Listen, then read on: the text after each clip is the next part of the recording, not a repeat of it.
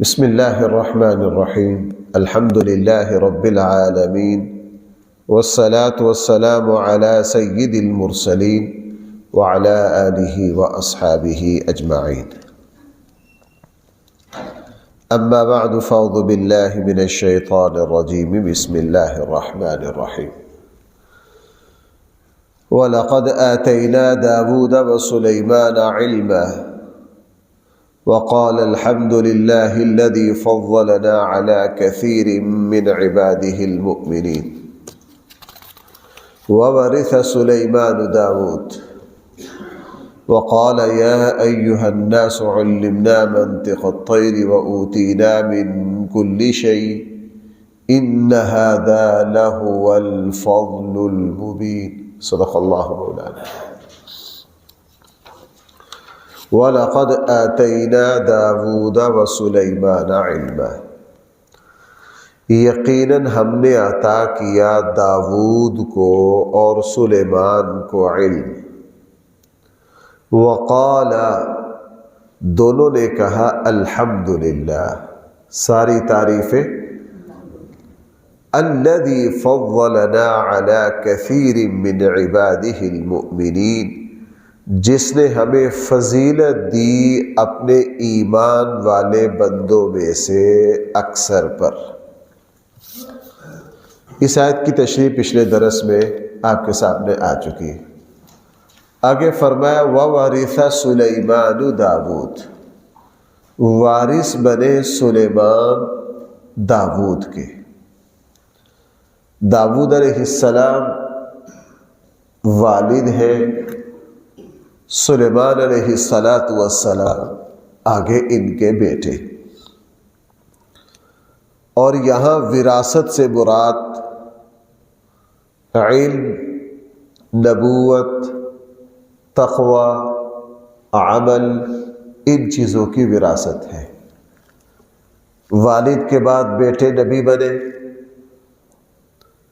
والد کے بعد بھائی کون بنا؟ بیٹا. ہمارے یہاں ایک تصور آ گیا ہے کہ کسی بھی جگہ والد کے بعد بیٹا اس کی جگہ نہیں لے سکتا، خصوصاً دینی معاملات میں. حضرت امیر معاویہ رضی اللہ عنہ پر ایک بڑا اعتراض کرتے ہیں کہ جی بیٹے کو بنایا. ایک صاحب نے میرے سامنے حضرت امیر معاویہ کو غلط کہا بڑی بے ادبی کے انداز میں. میں نے کہا یار ساری خباثت تو کی ہے ان کے بیٹے یزید نے. مجرم تو کون ہے؟ کربلا کا بھائی مجرم کون ہے؟ یزید ہے. والد کو کیوں برا بھلا کہہ رہے ہو؟ کہنے لگا جی اپنے بیٹے کو نامزد تو انہوں نے ہی کیا ہے اور بیٹے کو نامزد کرنا جرم ہے. میں کہا بہت اچھی بات ہے، لیکن ذرا آگے بھی چلو. حضرت علی نے کس کو نامزد کیا اپنی جگہ؟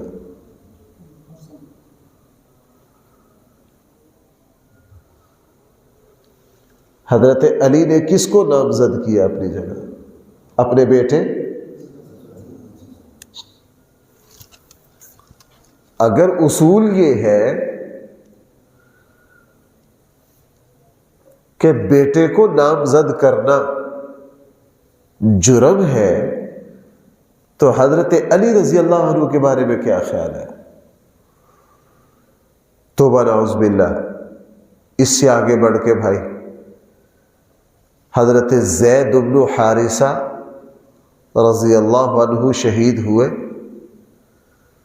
ان کے انتقام کے لیے جس لشکر کو روانہ کیا اس لشکر کا امیر باپ کی جگہ ان کے بیٹے حضرت اسامہ بن زید کو بنایا.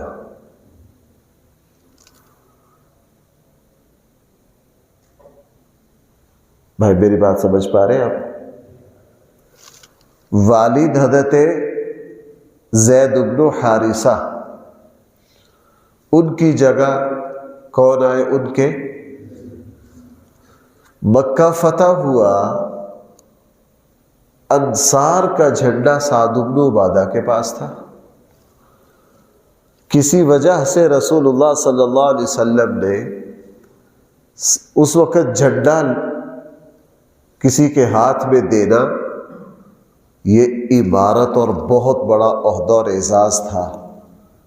کسی وجہ سے رسول اللہ صلی اللہ علیہ وسلم نے جھنڈا سعد بن عبادہ سے لے کر ان کے بیٹے کو دے دیا. باپ کی جگہ کس کو عہدہ دے دیا؟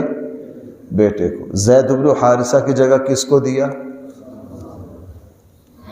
اور حضرت علی زخمی جب شہید ہوئے اور آپ کو پتہ کچھ گھنٹے حضرت علی رضی اللہ عنہ حملے کے بعد زندہ رہے ہیں، تو اپنی جگہ خلافت پر نامزد کیا کس کو؟ اپنے بیٹے، بڑے بیٹے حضرت حسن کو. اب خاموش. میں کہا بھائی ہمارے یہاں باپ کے بعد بیٹا، جی یہ کیا بات ہوئی؟ اصول یہ ہے اہلیت کو دیکھا جائے گا. کس کو دیکھا جائے گا؟ اہلیت کو. اہل ہے تو بیٹا باپ کی جگہ آئے گا، اہل نہیں ہے تو بیٹا باپ کی جگہ نہیں آ سکتا. حضرت امیر معاویہ رضی اللہ عنہ نے اپنے بیٹے کو اہل سمجھا دیانتداری سے. بھائی کس سے؟ نامزد کر دیا. لیکن بعد کے حالات نے ثابت کیا کہ بیٹا نااہل نکما نکلا. یہ قصور باپ کا نہیں ہے، یہ قصور کس کا ہے؟ بیٹے کا ہے. یزید خود نالائق نکلا.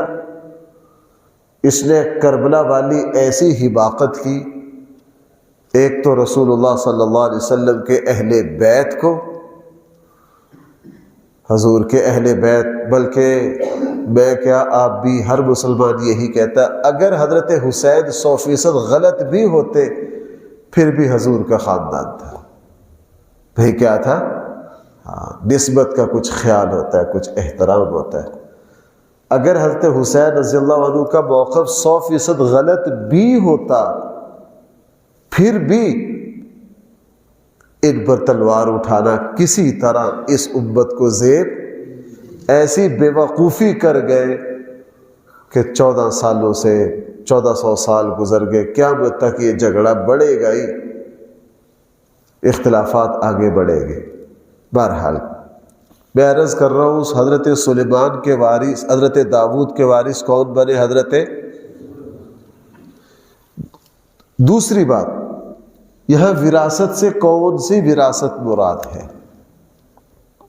وراثت سے یہاں نبوت، علم، عمل، تقوی، طہارت، نیکی، حکومت، یہ وراثت مراد ہے. میں ذرا متوجہ ہونا، میں جو ٹھہر ٹھہر کے بات عرض کر رہا ہوں نا، میں ایک اہم مسئلے کی ایک تمہید آپ سے عرض کرنا چاہ رہا ہوں. ہمارے یہاں ایک بہت متنازع مسئلہ کھڑا ہوا. اہل سنت کے یہاں تو وہ متنازع نہیں ہے، متفق علیہ ہے. وہ کیا؟ رسول اللہ صلی اللہ علیہ وسلم نے فرمایا لا نورث ما ترکنا صدقۃ، ہم اپنا وارث کسی کو نہیں بناتے، جو کچھ ہم چھوڑ کر جاتے ہیں بھائی وہ کیا ہے؟ صدقہ. کیوں؟ دوسری حدیث میں وضاحت آ گئی، العلماء ورثۃ الانبیاء، علم والے وارث ہیں بھائی کن کے؟ ان الانبیاء، بے شک انبیاء، لم یورثوا دینارا ولا درہما، نبی دینار اور درہم، سونا چاندی، پیسے میں کسی کو اپنا وارث نہیں بناتے. انبیاء کی وراثت علم ہے. بھائی انبیاء کی وراثت کیا ہے؟ یہ دونوں حدیثیں صحیح ہیں. بھائی جہاں کوئی نظریاتی بات آئے نا اس پر ذرا آپ متوجہ رہا کریں بہت زیادہ. اب رسول اللہ صلی اللہ علیہ وسلم کا وصال ہوا، آپ دنیا سے تشریف لے گئے۔ حضرت فاطمہ الزہرا رضی اللہ عنہا نے سیدنا صدیق اکبر رضی اللہ عنہ سے وراثت مانگی کہ میرے والد، میرے ابا کی وراثت مجھے دی جائے۔ باغ فدق مشہور ایک مسئلہ۔ صدیق اکبر رضی اللہ عنہ نے فرمایا میں نے حضور سے سنا ہے کہ ہم انبیاء اپنا وارث کسی کو جو کچھ ہم چھوڑ کے جاتے ہیں وہ کیا ہے؟ وہ صدقہ ہے۔ آپ کے والد کی وراثت جو ہے وہ صدقہ ہے، وہ آپ کو بھی نہیں ملے گی اور میری بیٹی عائشہ کو بھی نہیں ملے گی اور عمر کی بیٹی حفصہ کو بھی رضی اللہ عنہ کسی کو وراثت ہے۔ صدیق اکبر رضی اللہ عنہ نے نہ حضور کی بیٹی کو وراثت دی اور نہ اپنی بھائی بیوی کو وراثت ملنی تھی کہ نہیں؟ فرمائے نہ، اللہ کے نبی جو چھوڑ کے گئے ہیں وہ صدقہ ہے۔ پھر حضرت فاطمہ کا گزارا کس طرح ہوگا؟ اہل بیت کا گزارا کس طرح ہوگا؟ صدیق اکبر نے فرمایا جس طرح رسول اللہ صلی اللہ علیہ وسلم تمہاری کفالت کرتے تھے اب ریاست تمہاری کفالت کرے گی۔ بھائی کون کفالت کرے گی؟ مال فے مستقل، اور اس کا پھر ہر سال جب یہ آمدن ہوتی صدیق اکبر رضی اللہ عنہ تمام اہل بیت کے دروازوں پر پہنچا کر آتے۔ آپ کے یہاں تو اس مسئلے کی حساسیت نہیں ہے نا، ہمارے یہاں ایک باطل فرقہ ہے، اس کا تو سارا اسلام ہی اس مسئلے پر کھڑا ہے۔ لوگوں کے یہاں اس مسئلے کی بڑی اہمیت ہے۔ حضرت عمر نے بھی ایسا کیا، بعد میں حضرت علی، حضرت عثمان، حضرت حسن، سب کی حکومتوں نے ایسا ہی کیا کہ باغ فدق وغیرہ جو کچھ تھا اس کی ملکیت رہی ریاست کی، اور جو کچھ آمدن ہوتی بھائی وہ خرچ ہوتا رہا کس پر؟ اہل بیت پر، یہ ہوتا رہا۔ اب جو لوگ یہ کہتے کہ جی رسول اللہ صلی اللہ علیہ وسلم کی بیٹی کو وراثت دینی چاہیے تھی، اور وہ بڑے، آپ کو پتہ ہے اس فرقے کو رونا آتا ہے، بات یہ تو فرقائی بات بھی ہے، کہیں گے جی جناب تمہاری بیٹی کو وراثت ملے، محمد کی بیٹی کو وراثت نہ ملے۔ بھائی کون اپنی بیٹی کو وراثت نہیں دے کے گیا؟ رسول اللہ صلی اللہ علیہ وسلم خود اعلان کر کے گئے نا کہ ہم جو کچھ چھوڑ کر جاتے ہیں وہ سارا کیا ہے؟ صدقہ ہے۔ خود چھوڑ کر آپ علیہ السلام یہ فرما کر گئے۔ اب جب یہ کہتے ہیں کہ بیٹی کو وراثت ملنی چاہیے، یہ قرآن سے جو اس کے دلائل زبردستی نکالنے کی کوشش کرتے ہیں ان میں سے ایک یہ ہے، وہ کہتے ہیں دیکھو سلیمان نبی ہے، داؤد بھی کیا ہے؟ تو سلیمان علیہ السلام وارث بن رہے ہیں کس کے؟ لیکن میں نے پہلے ہی یہ تشریح کر دی کہ یہاں وراثت کون سی ہے؟ یہاں مال کی وراثت مراد ہے، یہاں علم نبوت، علم تقوی کی وراثت مراد ہے۔ مال کی وراثت کیوں نہیں ہے؟ اس لیے کہ داؤد علیہ السلام کے بیٹے صرف حضرت سلیمان نہیں تھے، حضرت داؤد علیہ السلام کے 9-10 بیٹوں کا تذکرہ تاریخ میں ہے۔ حضرت داؤد کی اولاد بہت تھی۔ اگر یہاں مال کی وراثت ہو تو کیا کسی نبی کو یہ زیب دیتا ہے کہ وہ صرف ایک بیٹے کو ساری وراثت دے کے جائے باقیوں کو نہ دے؟ کیوں بھائی؟ اس لیے مالی یہاں صرف یہ ہے کہ سلیمان وارث بنے داؤد کے، تو باقی بیٹے کدھر گئے؟ باقی بیٹیاں کدھر گئی؟ اس سے پتہ چلا کہ نبی غلط کام نہیں کرتا۔ حضرت داؤد علیہ السلام کی یہ جو وراثت ہے، چونکہ نبوت اور علم کے اعتبار سے ساری اولاد حضرت داؤد کی وارث نہیں بنی، وارث بنا ہے صرف کون؟ سلیمان علیہ السلام. اس وراثت کا یہاں تذکرہ ہے، اس وراثت کا یہاں تذکرہ ہے. اس موضوع پر اور بھی بہت کچھ کہا جا سکتا ہے، اس لیے یہ ابھی محرم آئے گا، یہ ذاکر بڑے چیختے ہیں، سوشل میڈیا بھرا ہوا ہے، اور ہمارے جو اہل سنت کے لوگ ہیں ان کو ان چیزوں سے کوئی لینا دینا نہیں ہے. تو ایسا ایسا گمراہی پھیلتی ہے کہ جی باغ فتح پر بڑا ظلم ہوا، فلاں ہوا، حالانکہ اہل بیت مکمل آمدن لیتے رہے. وہ کیا کرتے رہے؟ ایک مثال سے سمجھاؤں آپ کو، اگر آپ بے توجہ ہے آپ کی. بلوچستان میں جہاں گیس اور فلاں اور فلاں اور فلاں جو ہے نا، بلوچ بڑے شور بچاتے ہیں کہ جی ہمارے وسائل کو لوٹ رہے.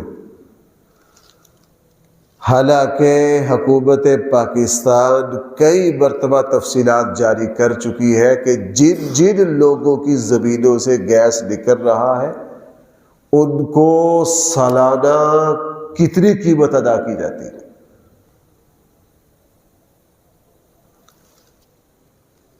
جہاں سے گیس نکلے گا اختیارات کس کے ہوں گے؟ ریاست کے. بھائی کس کے ہوں گے؟ توجہ کرنا، یہ ایک بڑا دقیق مسئلہ ہے. حضرت عمر نے اس کا فیصلہ کیا تھا اور پوری دنیا میں اس پر عمل ہو رہا ہے. آج بھی پورے یورپ میں، پوری دنیا میں اگر ملک کے اندر سے کوئی ایسی چیز نکلے گی، کوئی ایسا ذخیرہ نکلے گا جو ساری انسانیت کی ضرورت ہے، وہ فرد کی ملکیت نہیں ہوگی، وہ ریاست کی ملکیت ہوگی. بھائی میری بات سمجھ پا رہے؟ اسلام میں سب سے پہلے حضرت عمر نے یہ فیصلہ کیا. حضرت عمر نے فرمایا کہ جو چیز ایسی ہو جو سب کی ضرورت ہو، اگر اس کو فرد کی ملکیت میں دے دیا جائے تو باقی انسانیت تو مر جائے گی. ایسی چیز جس کا تعلق بھائی کس سے ہے؟ تمام. اب پوری دنیا میں جہاں پٹرول ہے، لوہا ہے، یہ ساری چیزیں بھائی کسی فرد کی ملکیت ہے یا ریاستوں کی ملکیت؟ ریاستوں کی ملکیت. ان کو فرد کی ملکیت میں دیا نہیں جا سکتا. اگر فرد کی ملکیت میں آ گیا جناب، پھر اب ہمارے یہاں یہ جو نمک کی کان ہے بھائی کس کی ملکیت ہے؟ ریاست کی ہے. اب بلوچستان میں جہاں جہاں ذخائر نکلتے، یا حکومت اصل مالکوں کو زمین کا پیسہ دے دیتی ہے، یا 100 سال کے لیے لیز پر لے لیے اور ان کو بھائی ان کا کرایہ دیا جاتا. سالانہ بجٹ میں اس کی تفصیل ہوتی ہے کہ فلاں سردار نے کتنے کروڑ روپے لیا، فلاں نے کتنے، لیکن پھر بھی بلوچ چیختے رہتے ہمارے وسائل کھا گئے، ہمارے وسائل کھا گئے، ہمارے وسائل کھا گئے. حالانکہ ان کو اس کا پورا. اہل بیت کو بالکل اسی طرح اللہ کے نبی کی جو جو جائیدادیں تھیں وہ بھائی ملکیت رہی کس کی؟ ریاست کی. ان کی آمدن ملتی رہی کہ ان کو. اور حضرت عمر رضی اللہ عنہ خود دروازوں پر جا کر اہل بیت کے سال کے بعد جب ساری آمدن ہوتی نا تو حضرت عمر رضی اللہ عنہ تمام اہل بیت کے دروازوں پر جاتے اور ان کو پہنچا کر آتے. ایک مرتبہ حضرت علی اور حضرت عباس رضی اللہ عنہما نے درخواست کی کہ ان زمینوں کا ڈائریکٹر ہمیں بنا دیا جائے، منتظم ہمیں بنا دیا جائے. حضرت عمر نے بنا دیا. پھر چچا بھتیجے کا کسی معاملے میں اختلاف ہو گیا کہ اس کو یوں چلائیں یا یوں چلائیں. حضرت عمر کے پاس دوبارہ کیس آیا. حضرت عمر نے فرمایا نہیں، اس کو میں ہی چلاؤں گا. حضرت عمر نے واپس لے لیا. حضرت عمر نے کیا کر لیا؟ واپس لے لیا. بھائی کون سمجھا میری بات؟ اس لیے اس آیت میں وراثت سے کون سی وراثت مراد ہے؟ علم کی وراثت ہے، رسول اللہ صلی اللہ علیہ وسلم. اب ایک مسئلہ اور سمجھ لیجئے ایک مرتبہ اسی لائن کے ایک عالم میرے ساتھ اس موضوع پر گفتگو کر رہے تھے. وہ کہنے لگے کہ جی اگر وارث نبی کیوں اپنا وارث نہیں بناتے کسی کو؟ بھائی سمجھو گے آپ میری یہ بات؟ کیوں وارث نہیں بناتے نبی؟ حضور نے کیوں فرمایا جو کچھ ہم چھوڑ کے جائیں وہ صدقہ؟ میں نے ان سے عرض کیا کہ اگر نبی اولاد کو وارث بناتے تو خطرہ تھا کہ کسی نبی کی اولاد کافر نہ ہو جائے. وہ کیسے؟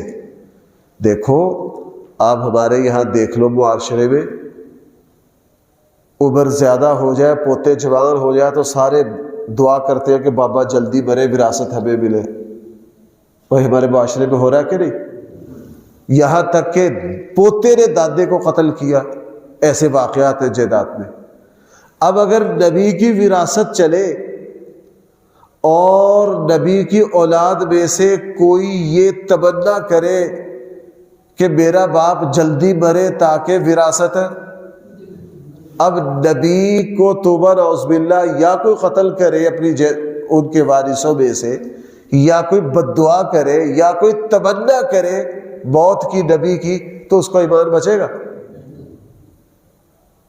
کوئی نبی کے وارثوں میں سے کوئی ایسا آ سکتا ہے وہ یہ کہ جلدی یہ موت کے منہ میں جائے اور ہمیں کیا مل جائے؟ اور چونکہ نبی اعلان کرتا ہے قُلْ لَا أَسْأَلُكُمْ عَلَيْهِ، ہمارا بدلہ بھائی کس کے ذمے؟